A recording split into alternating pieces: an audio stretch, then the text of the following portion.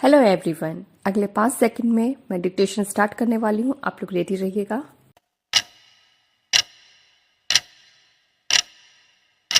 महोदय, आज के समय में हमारे देश के सामने सबसे बड़ी चुनौती बेरोजगारी और आर्थिक विषमता को दूर करने की है। सरकार द्वारा इस दिशा में निरंतर प्रयास किए जा रहे हैं, लेकिन जब तक हम अपनी शिक्षा प्रणाली में मूलभूत परिवर्तन नहीं करते, तब तक इन समस्याओं का स्थायी समाधान खोजना कठिन होगा। हमारी वर्तमान शिक्षा पद्धति केवल सैद्धांतिक ज्ञान प्रदान करती है, जो रोजगार की आवश्यकताओं को पूरा करने में पूर्ण रूप से सक्षम नहीं है। इसलिए यह अत्यंत आवश्यक है कि हमारी शिक्षा को व्यावसायिक और कौशल आधारित बनाया जाए। आज का युग तकनीकी और वैज्ञानिक प्रगति का युग है। यदि हम इस दौड़ में पीछे रह गए तो हमारी आर्थिक स्थिति और अधिक बिगड़ सकती है। हमारे युवाओं को पारंपरिक खेती के साथ साथ आधुनिक तकनीक और कुटीर उद्योगों का प्रशिक्षण दिया जाना चाहिए, ताकि वे ग्रामीण क्षेत्रों में ही रहकर आत्मनिर्भर बन सके। ग्रामीण विकास ही हमारे देश की प्रगति की असली पूंजी है। जब तक हमारे गांवों की आर्थिक स्थिति मजबूत नहीं होगी, तब तक देश का समग्र विकास संभव नहीं है।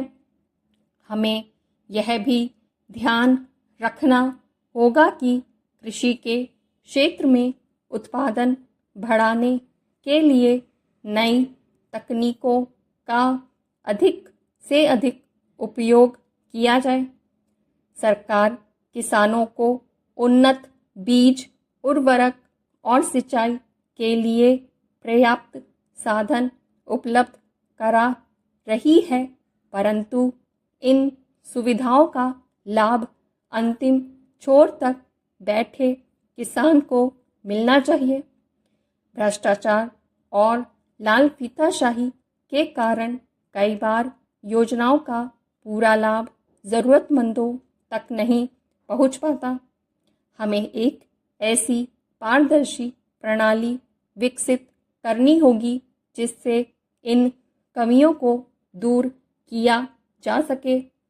इसके अतिरिक्त पर्यावरण संरक्षण भी आज के समय की एक बड़ी मांग है।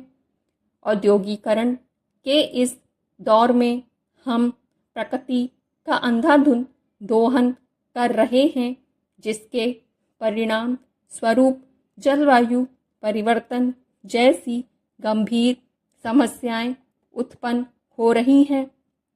विकास और पर्यावरण के बीच एक उचित संतुलन बनाए रखना अनिवार्य है। हमें वनों की कटाई को रोकना होगा और अधिक से अधिक वृक्षारोपण को प्रोत्साहित करना होगा। आने वाली पीढ़ियों को एक सुरक्षित और स्वच्छ वातावरण देना हमारा नैतिक कर्तव्य है।